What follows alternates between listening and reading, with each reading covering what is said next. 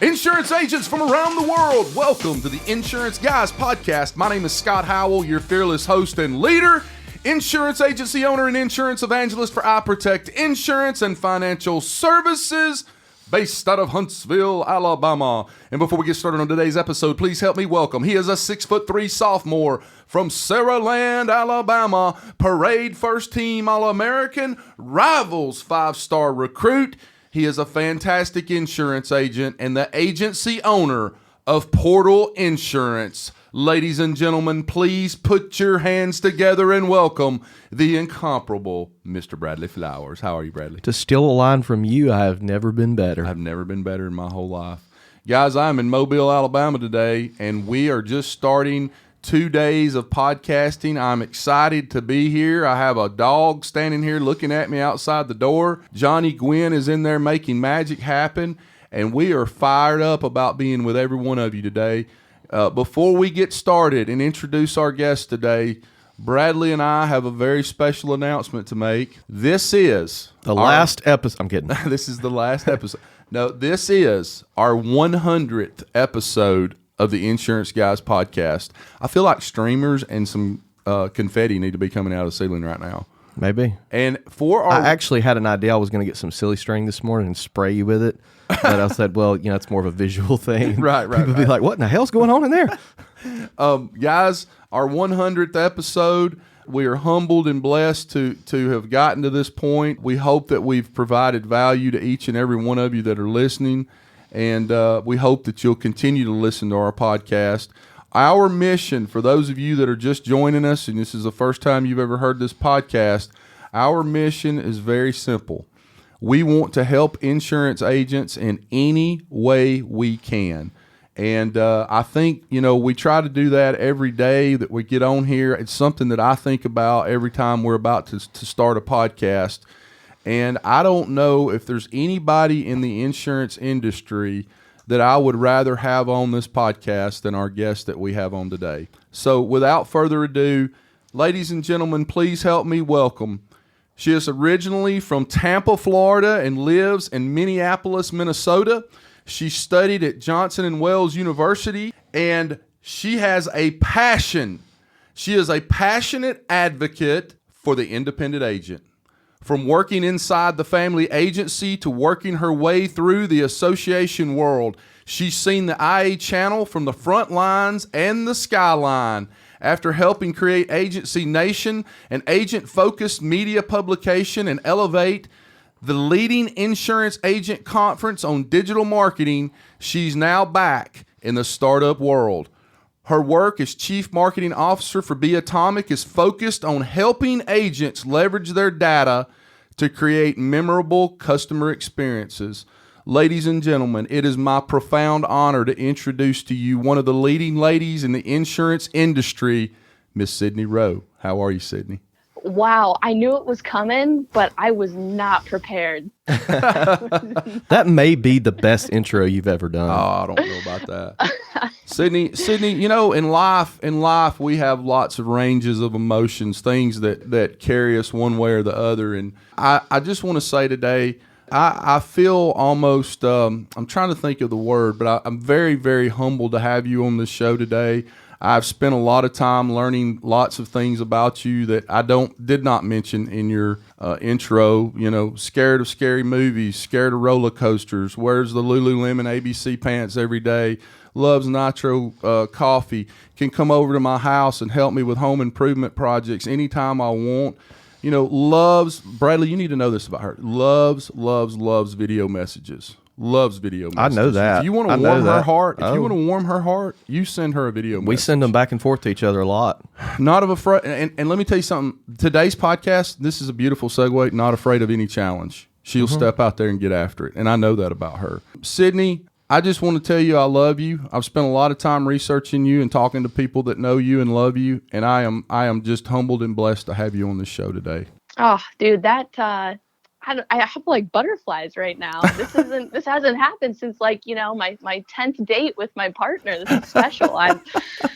Seriously though, in all honesty, like I love you guys too. I love what you do every day for the IA channel. It's one thing to go out and step out on your own, but when you're stepping out and you know that you got people alongside you doing the same thing in Huntsville, Alabama, it's like, yes, let's get after it. It's so funny that you say that, because when I first found Bradley on social media, I kind of felt that way about him, but this is before we ever met or talked or anything. I was just watching kind of what he was doing, and I thought, finally, there's a guy that gets it. He understands me, and so then I reached out to him, and we fell in love, and the rest is history. But before we get started in the meat and potatoes of this podcast, because you and I have a lot to talk about today, I want you to sit down in the passenger seat of my DeLorean, and let's go back in time, because I really don't know if a lot of agents, most of the IA channel knows who you are, but I don't know that they fully know your story of how you got started in the industry. She's normally the one interviewing other people. Exactly. So sit down in my DeLorean and tell me all about it, Sydney. I want to hear how you got started, and let's work our way up to today.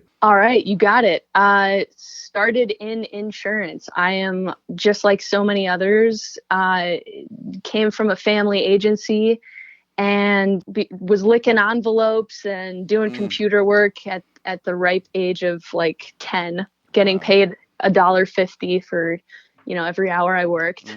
Eventually actually went to culinary school. Didn't think that was the thing for me. Went into international politics and policy. Didn't think that was a thing for me, and then eventually came back to insurance. And I was a producer for a couple years and I kind of had a vision of taking over the family agency at some point, and that didn't work out. So decided to move into the association world, went from there into sort of the technology arm of the association world, for lack of a better term. Worked with them to create Agency Nation, which that is always going to have a special place in my heart. It was a special 4 years. I mean, the coolest thing about working there was getting to meet so many different agents all across the country, and hearing how people were different, and also some things that were the same, some struggles that were the same, some wins that were the same, but also obviously the opposite, how there's so much diversity in the insurance space, in the IA channel. And then there was a time where that just became, that was over, right? I mean, there was a time where it was just like, it's time to move on. And I kind of felt that, and I was looking for something and I didn't know where to go.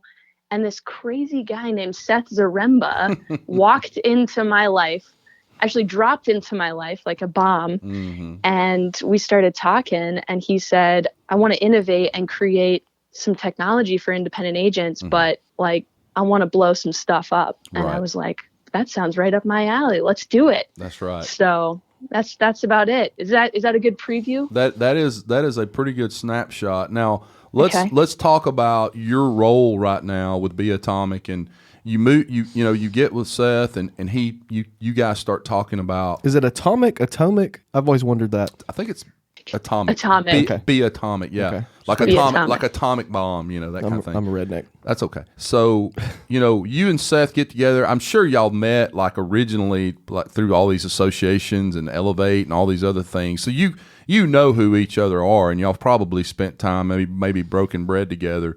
But at some point he comes to you and he's like, hey, let's go out for coffee this morning or something. And you like meet cold brews. Cold brews, yeah.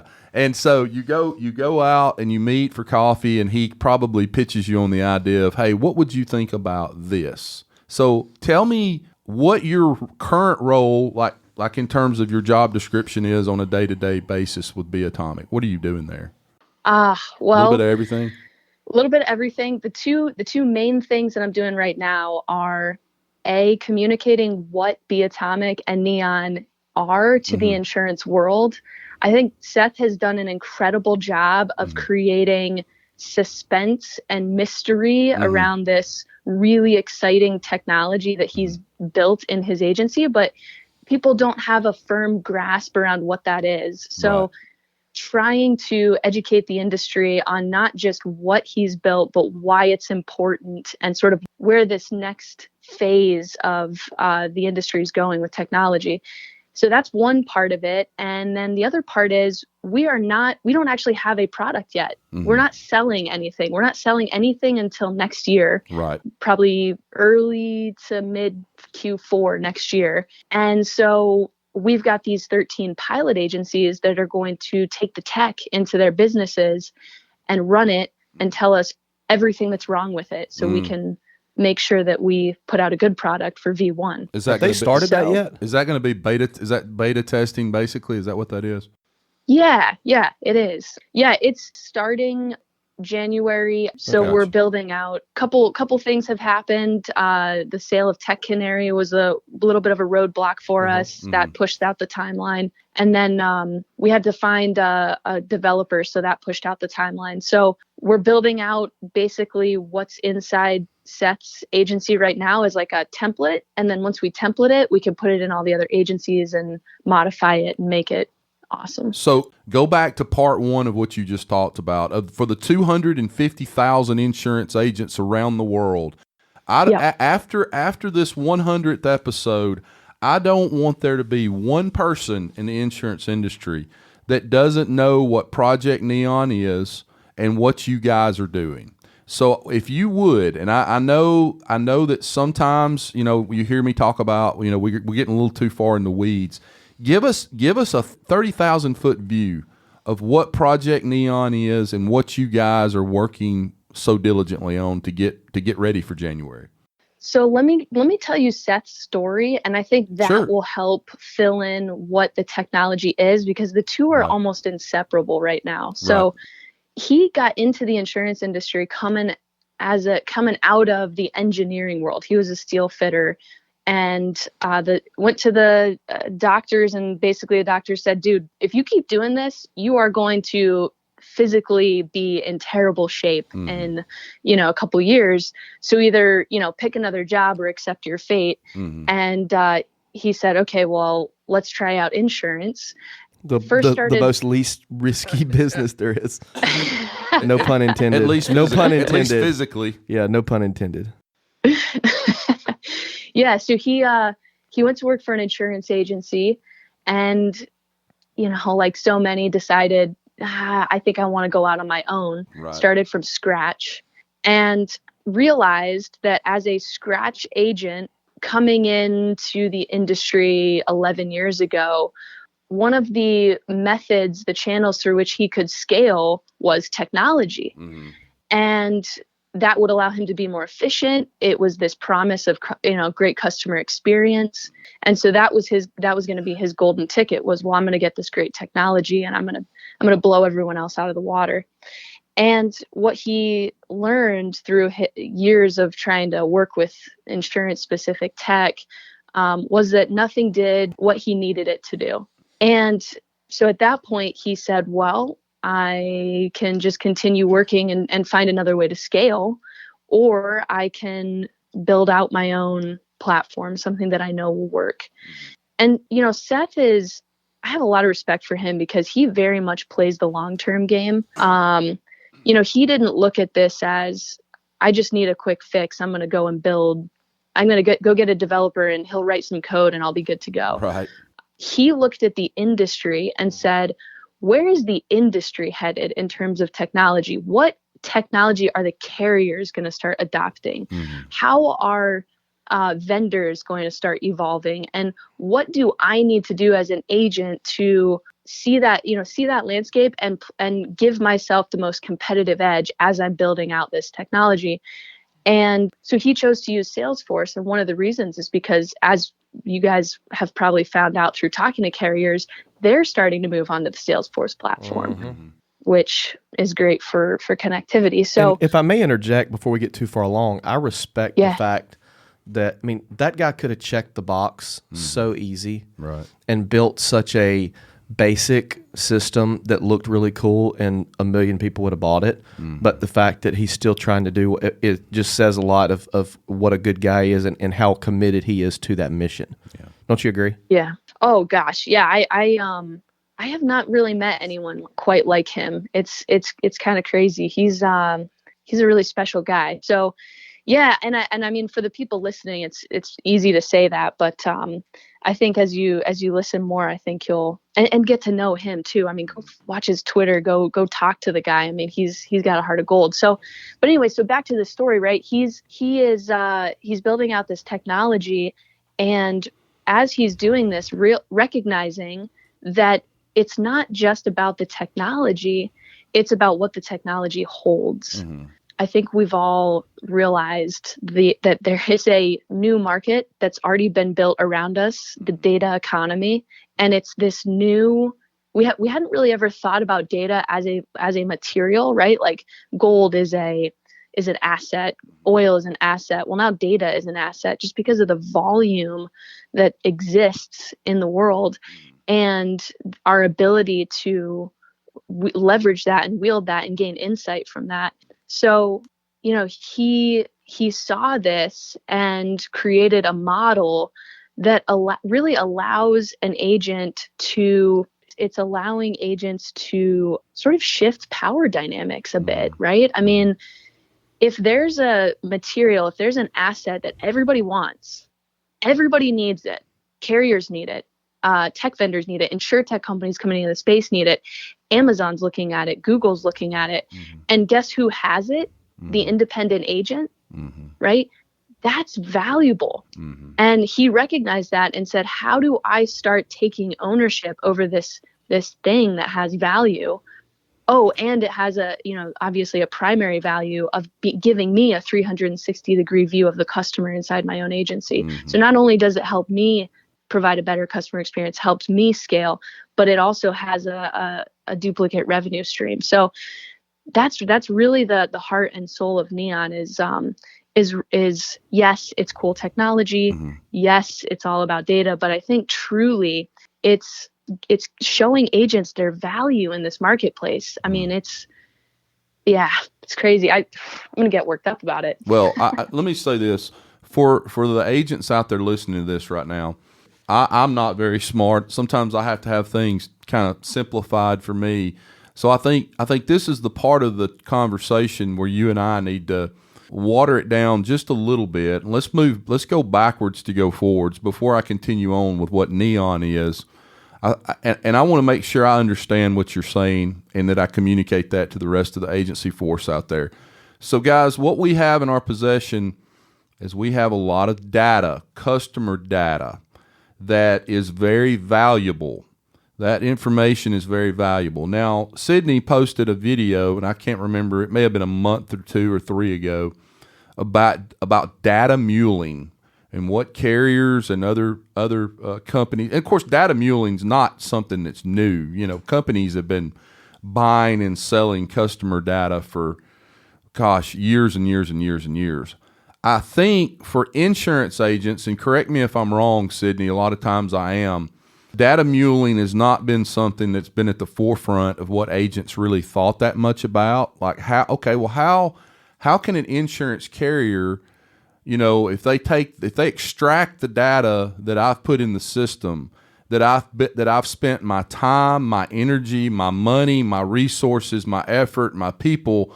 We've run Facebook ads and we've done lead generation and we've used aggregators and things like that. But we've gotten this information in-house, right? It's in our CRM systems.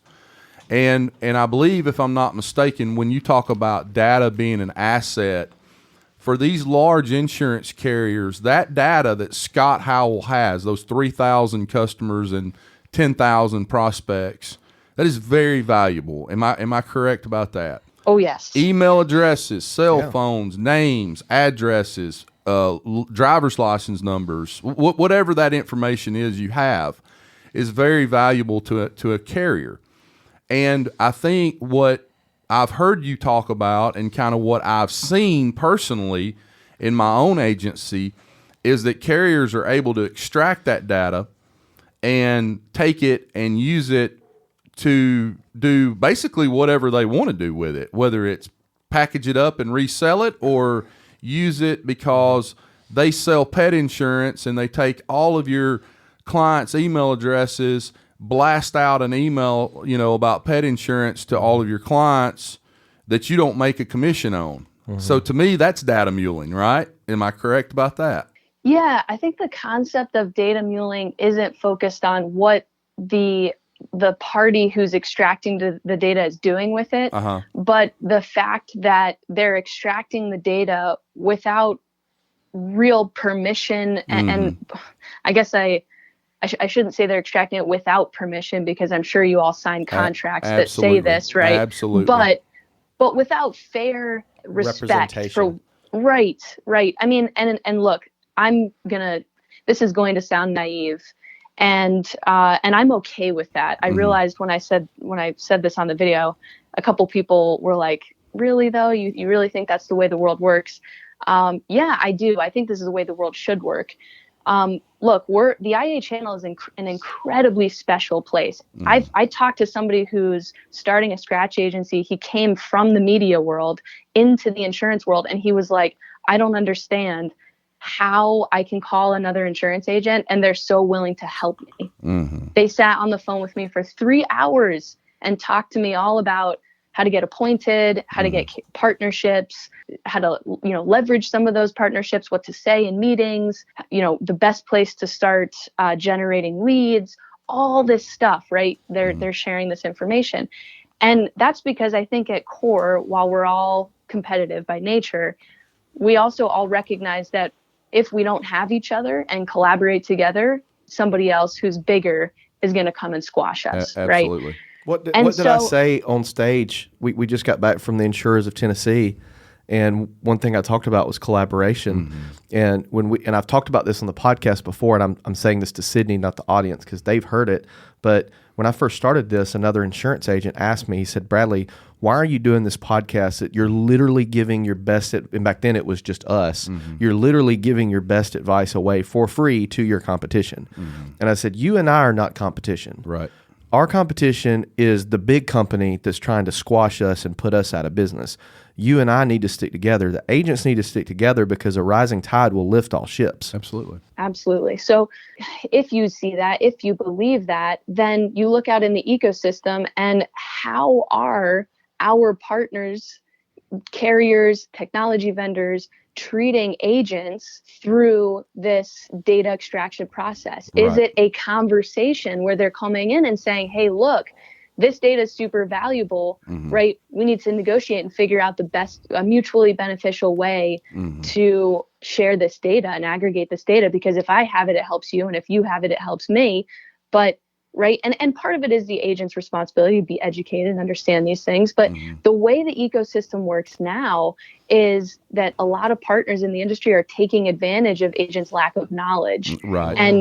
And sort of, wielding a stick over carrot approach to get this data, or just, having them sign contracts at the get-go. And then it's sort of, 2 years in, you're screwed. Well, right. And in the beginning, me having recently gone through this, I mean, when you get those first few appointments, you don't care. Right. You're like, oh my God, I can't believe somebody's going to appoint me. Right. And you don't look at page 27 that talks about how they can use your data in any way they see fit, anywhere in the world for the rest of the mankind, and blah, blah, blah, blah, blah. And now I'm at the point where I'm 10 months in this. We've grown a lot. Right. We almost have too many contracts. And now I'm at the point to where not only am I reading these contracts, but I'm actually turning carriers away. I'm turning carriers away that people would love to have, because I don't think it's a symbiotic relationship. Right. Right.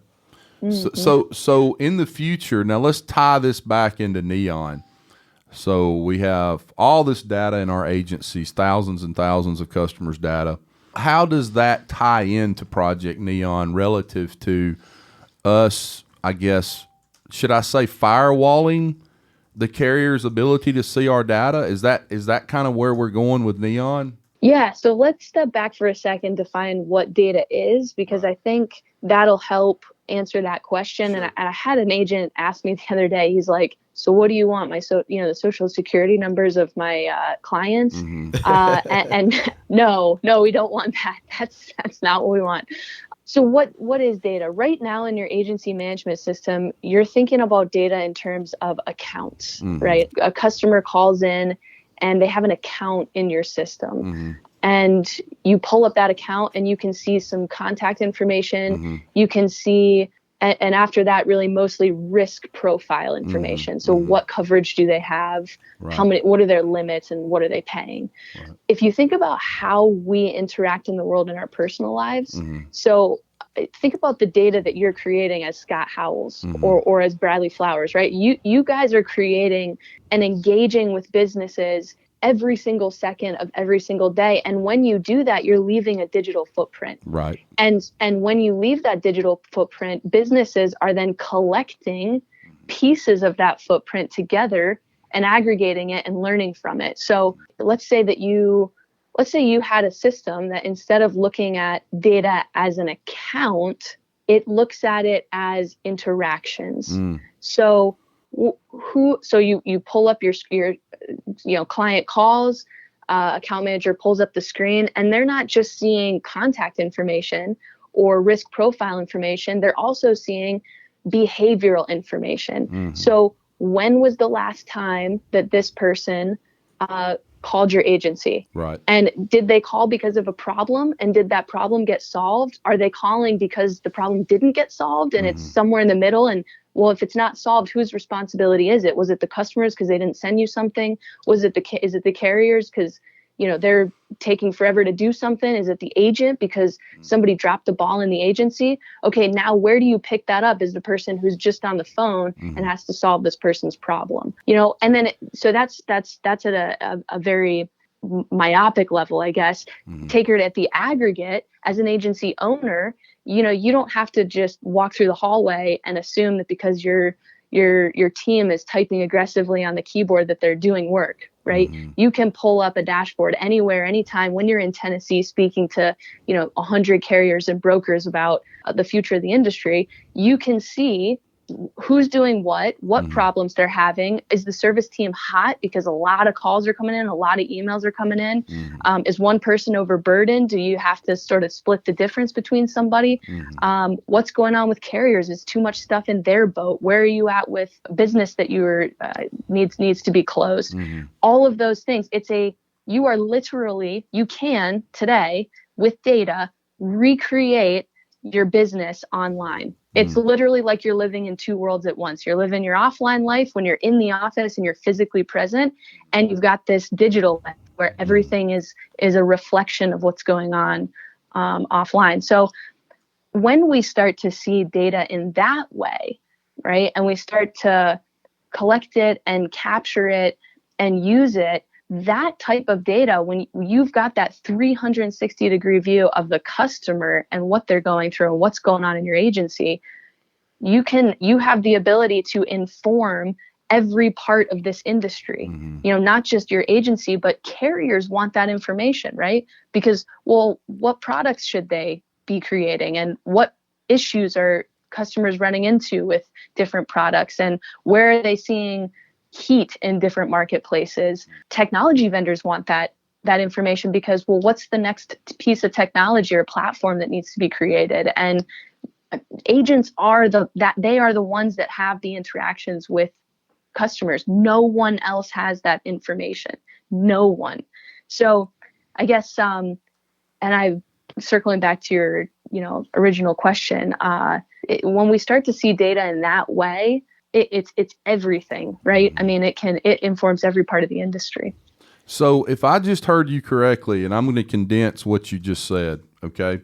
And please, 99% of the time I'm wrong. So here's what I heard. Neon, okay, is a way to monitor your CRM system, and I guess I don't know.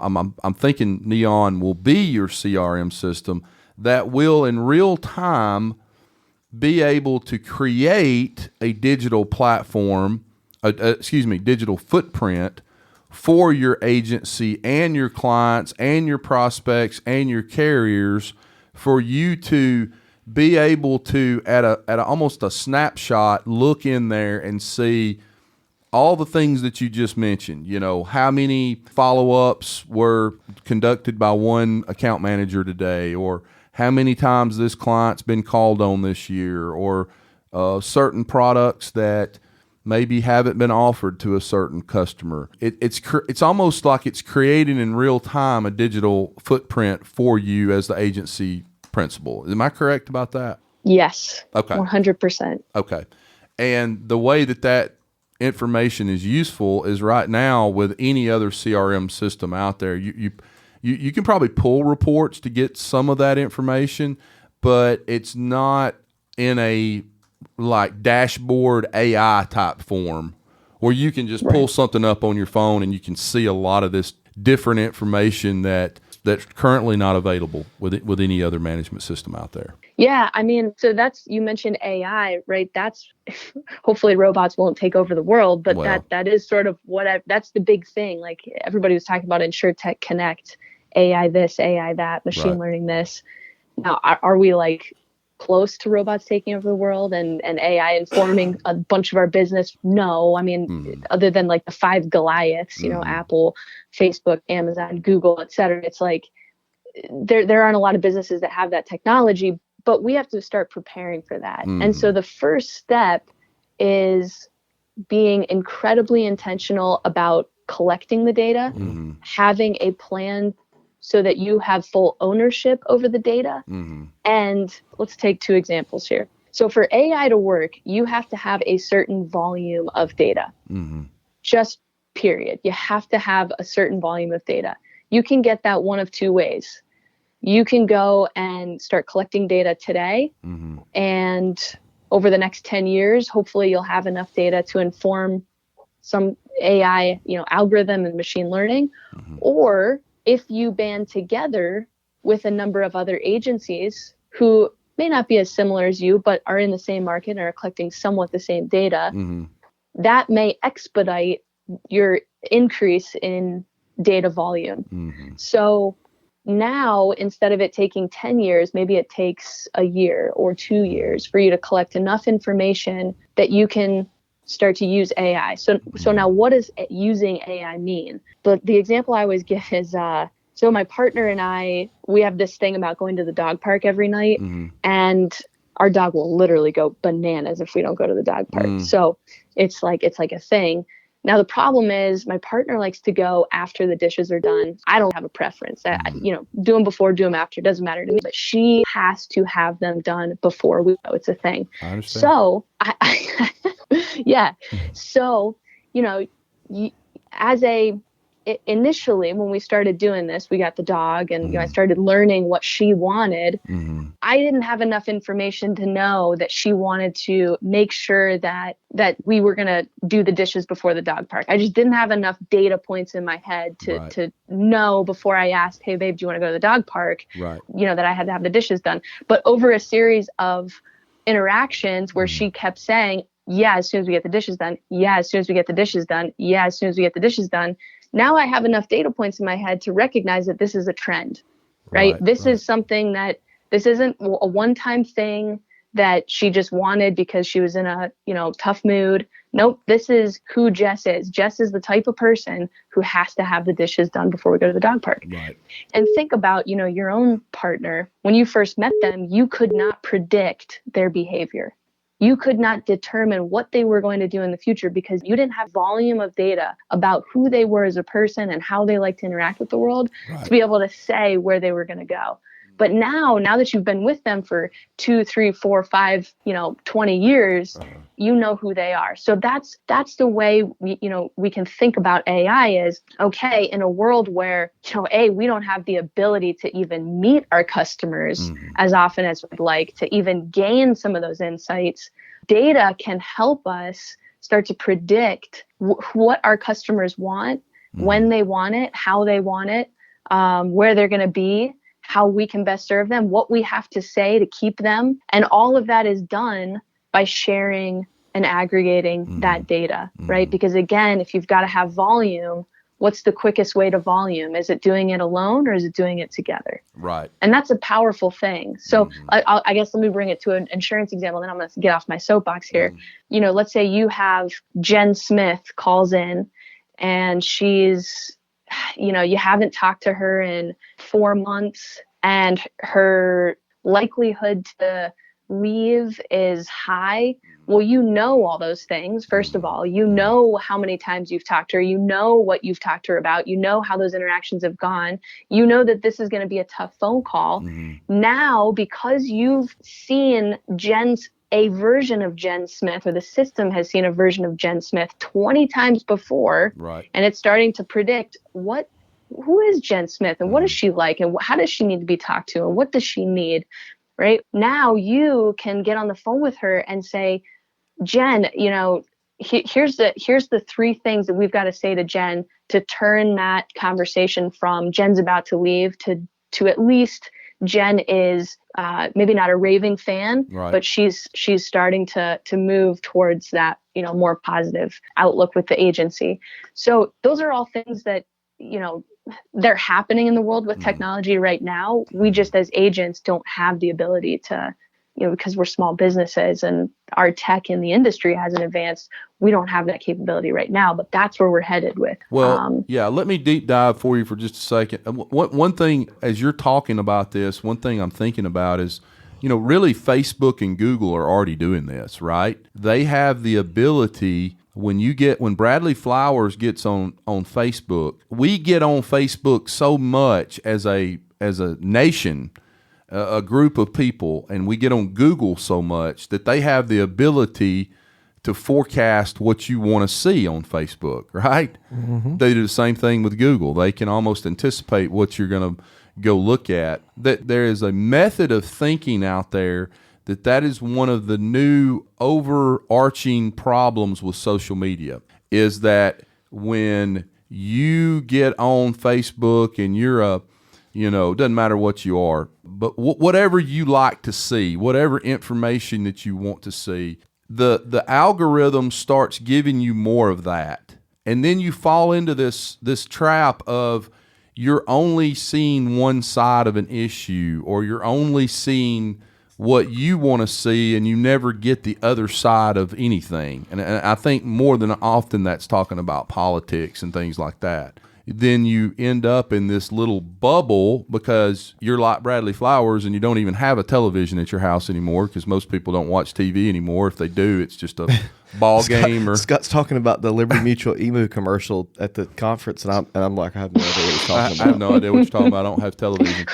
But you see where I'm going with that, where people are living now on their phones and they're in this bubble where the algorithms for these social networking channels are pulling up the information that only Bradley Flowers wants to see, because they know it's curated. It's curated, exactly.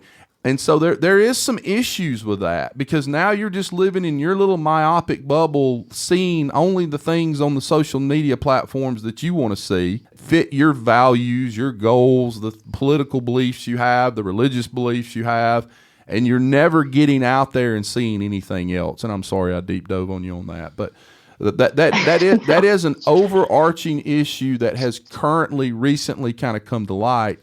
And I think I understand kind of where Neon is, but what I want to move towards now is I want to talk to you a little bit before we get off this podcast today. A 100th episode of the Insurance Guys podcast. I want to talk a little bit about that technology environment as it relates to the insurance industry, and kind of what you're seeing right now with insurtechs and where we're going with that. Yeah, dude, killing it with the questions today. It's like this isn't your first rodeo or something. Yeah, well, I've done it 100 times. Yeah, that's a great question. So I think there's 2 problems with Facebook. The first one is that abuse of privacy. I remember when people started questioning the amount or volume of data that Facebook was collecting, because when Facebook first started, nobody really understood, and I don't even know if Mark Zuckerberg did, understood like where this thing was going. Right. Yeah.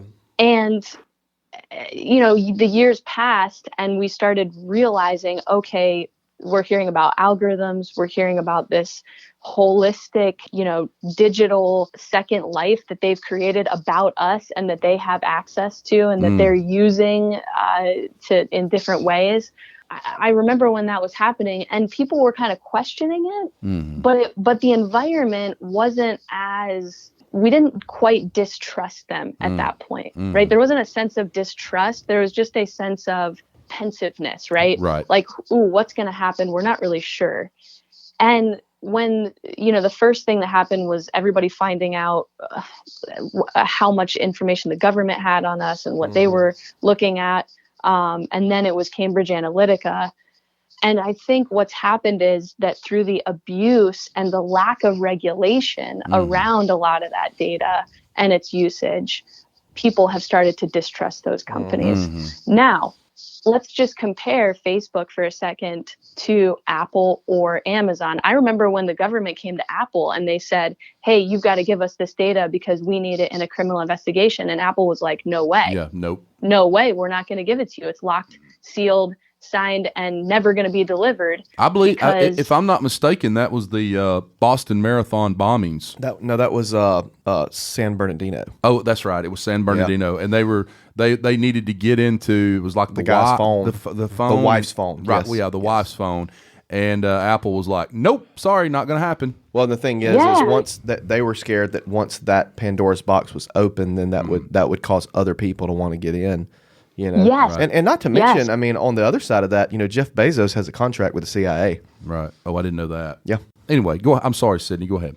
Well, and to your point, I mean, you think about the society's relationship with Apple versus society's relationship with Facebook, and I would say they're starkly different, and yet they're both, in a way, data companies.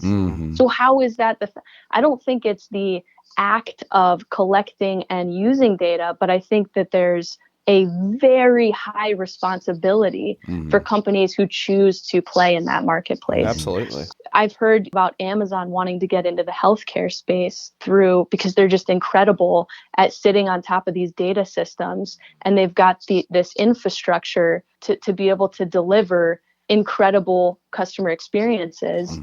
Like nobody thought they were going to be able to deliver a package in 2 days for $10 a month, but they did it. They figured it out. So, and I hear that and I'm like, that's not such a bad thing. I don't know that, I'd be interested to see what they do in the healthcare space.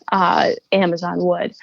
And so, and by the way, that was not the insurance space. That's providers, and they've actually bought a pharmacy and all that kind of stuff. So, but, so I think that's one problem is we've got to be really careful. We're thinking about this at Neon is, how are we thinking about data security and data privacy? Right. And so that's one piece of it. The other piece of it is that Facebook is a unique platform in that it's creating community and trying to sort of keep you, it's creating community, and it's a media publication. An insurance agency isn't pushing messaging out as much as it's pushing a service out, right? So the way that you're using data is a little different than the way that Facebook's using it. You're trying to provide a service. They're trying to, they've got an even higher responsibility as somebody who's responsible for messaging and media, to make sure that product doesn't hurt society. Right. And I would say that insurance carriers too, I guess just taking this down the rabbit hole, have that same responsibility in the sense that sometimes the numbers will say one thing, but what does that mean for society as a whole? Right. Let's say the numbers say we should be charging individuals who live in a certain zip code, who make a certain amount of money, who have certain jobs, who do certain things, an insane amount of money.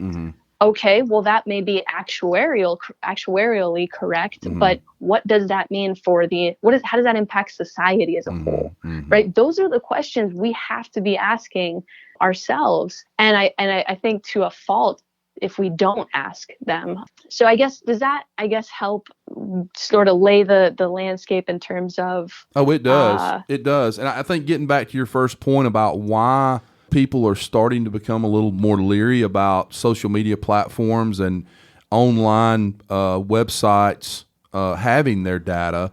One of the big reasons, and this is just me, pontificating on this, every single day a major website is being hacked, and you're getting news from whether it's, your Google phone, Google on your phone, Facebook, whatever, the paper, XYZ major service industry website. Yeah, exactly.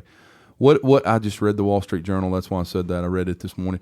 But every day, another major website's being hacked, and they're having to report to everybody that, hey, by the way, we just had 8.7 million people get their information taken off of our website. Yep. Because that's happening so frequently now, every single day, people are starting to be like, do I really want to put my stuff on here? And, with risk maybe it getting taken off and putting on the dark web? Yeah.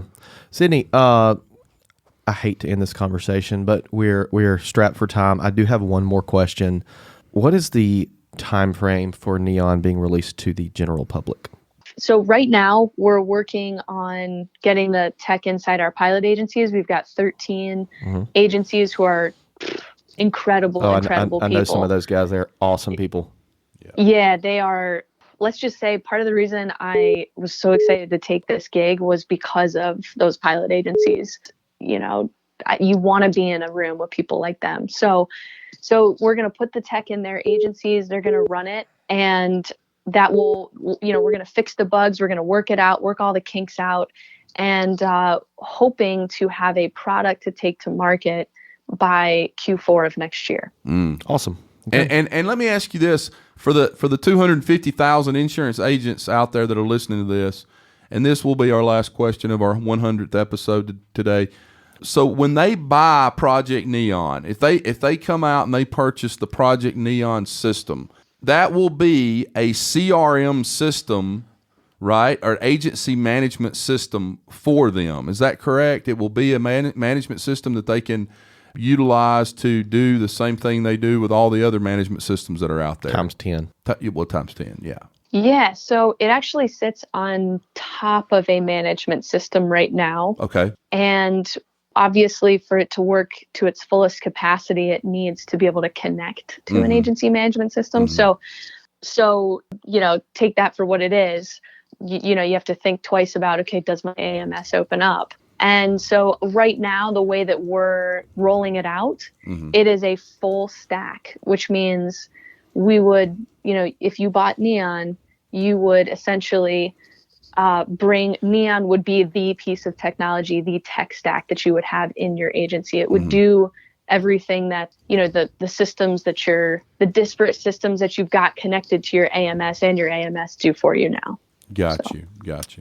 Well, Sydney, I just want to tell you how blessed and honored I am to have you on this show today. My hope for today was that we were able to shed a little light on what Neon was. I wanted to talk a little bit about data muling and technology. I feel like we did that.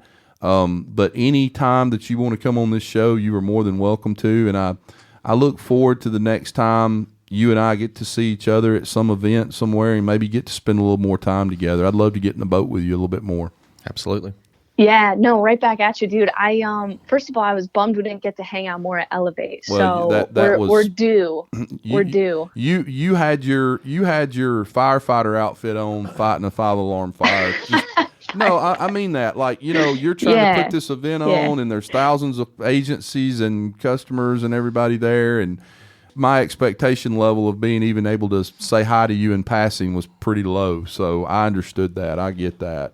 No question. I guess to say that we are very much due for a long hangout sesh, even if I have to come to Huntsville, Alabama. Come on, that'd be awesome. Come on, man. I would absolutely love that so much. Maybe let's book like a state association event together or something like that. Ooh, well, Bradley and I have been threatening to have something maybe in next year sometime where we bring in people and do like a short 1 or 2 day boot camp style. Just raw, not a lot of pomp and circumstance, but just people that are just absolute savages in the insurance industry. Hey, if you guys are interested in that, listening to that, let us know. Yeah, I would love to do that out there. Like 2 days from like 8:30 in the morning till 10 o'clock at night, and everybody's got like 4 hours to just cram information down people's throat. I would absolutely love to do that sometime. But I'm going to go epic. Oh yeah, I'm going to go ahead and close this thing out, guys. Listen to me. Rewards come from action, not discussion. Get your ass out from behind your desk today. Go out in the big bad world. Build relationships with your clients, with your carrier partners, with people like Sydney Roe, with people like Seth Zaremba, Learn what's coming down the pike. So at least you know, having information is half the battle. And I just want you guys to be able to understand and know what is out there and what is coming down the pike so that you can actually make a good decision moving forward with what types of technology you're going to have in your agencies. And I just think information's half the battle. So get your ass out there today. Go sell insurance. Write good business for the companies that you represent. Write good business for the agencies that you represent. Bradley Flowers, I love you. Thanks, man. Thanks, Sydney. Sydney Roe, I love you too. Anything you need from me, you are one phone call away from me trying my best to get it done for you. Dude, I love you too. Thank you for having me on. I appreciate it. Thanks, Ed. No problem. Guys, you are listening to the Insurance Guys podcast, and we'll be back real soon. Take care. Thanks for listening to the Insurance Guys podcast. If you need to know more about me or you need to get in touch with Scott, you can always reach me at theinsuranceguyonline.com or email me at iprotectins@gmail.com.